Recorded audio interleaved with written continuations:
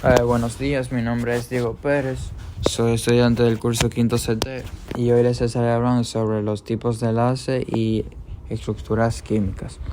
Para empezar, la estructura de Lewis. Un diagrama de Lewis muestra cómo los electrones de valencia se distribuyen alrededor de los átomos en una molécula.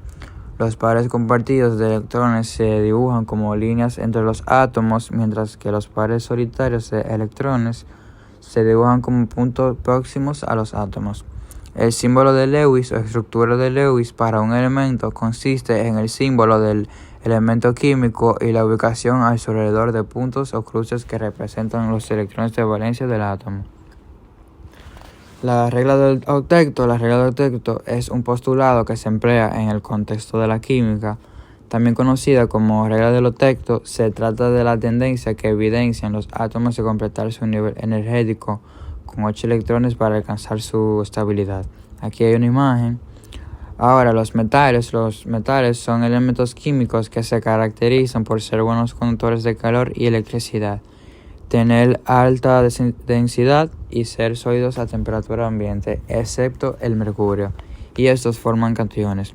Los no metales son elementos químicos que no son buenos conductores de la corriente eléctrica y estos forman aniones. Enlace covalente: los átomos comparten electrones para completar el octeto en los compuestos moleculares. Los enlaces.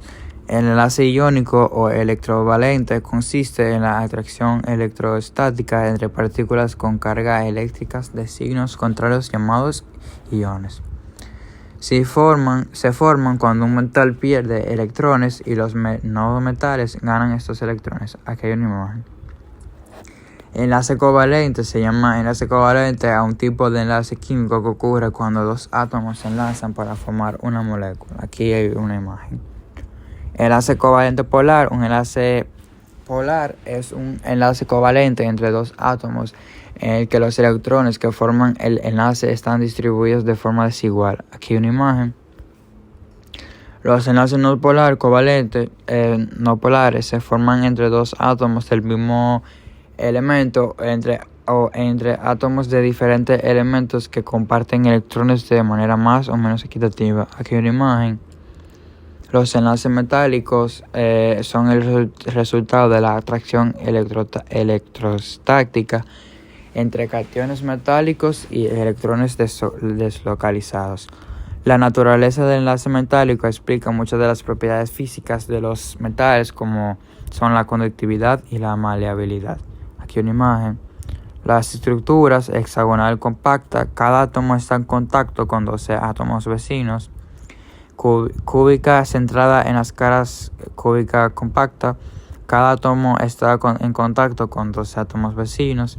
Y la cúbica centrada en el cuerpo. Cada átomo está en contacto con 8 átomos vecinos. Aquí ejemplos, como pueden ser las tuberías. Estas son un ejemplo del tipo de estructura que se pueden fabricar gracias a la maleabilidad del cobre. Y los alambres, estos son otros ejemplos que se pueden fabricar gracias a la ductibilidad del cobre. La geometría molecular hace referencia a la disposición espacial en la cual se encuentran los átomos de una molécula. Dicha disposición influye notablemente en las propiedades físicas y químicas de las sustancias, por lo cual resulta de singular importancia conocerla. La geometría molecular de un compuesto se puede predecir con gran exactitud empleando las estructuras de Lewis y la teoría de repulsión de los pares electrónicos de la capa de valencia. La geometría lineal es la descripción de la disposición de átomos en una molécula donde los átomos se encuentran en línea recta con un ángulo de enlace de 80 grados. Aquí una imagen. La geometría angular: en la molécula del agua H2O, el oxígeno central se compone de 2 pares de electrones enlazantes y 2 pares de electrones no enlazantes. Aquí una imagen. La geometría piramidal trigonal es un tipo de geometría molecular con un átomo en el vértice superior y 3 átomos en la esquina de un triángulo en un plano inferior. Aquí una imagen. La geometría tetraédrica es una clase de geometría molecular en la que un átomo se encuentra en el centro enlazado químicamente con 4 sustituyentes que se encuentran en las esquinas de un tetraedro. Aquí una imagen. La teoría de RPSB predice la disposición de los pares de electrones alrededor de cada átomo central y generalmente la disposición correcta de los átomos es una molécula. Debemos entender, sin embargo, que la teoría solo considera las repulsiones entre los pares de electrones. Por ejemplo, dos pares de electrones, geometría lineal 180 grados, tres pares de electrones, geometría trigonal plana 120 grados, cuatro pares de electrones, geometría tetraédrica 109.5 grados, y por último, 5 pares de electrones, geometría bipirámide trigonal 120 grados. Por último, las fuerzas intermoleculares se refiere a las interacciones que existen entre las moléculas conforme a su naturaleza.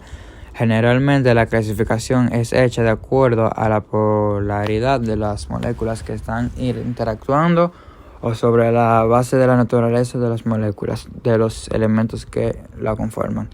Las fuerzas de Van der Waals son atracciones débiles que mantienen unidas a moléculas eléctricamente neutras. Sin embargo, en algún momento estas moléculas presentan lo que se denomina un dipolo inducido, es decir, la molécula adquiere una carga positiva y otra parcialmente negativa de manera momentánea, provocando que se atraigan entre sí por el efecto electrostático generado por la atracción del polo positivo de una molécula con el negativo de otra.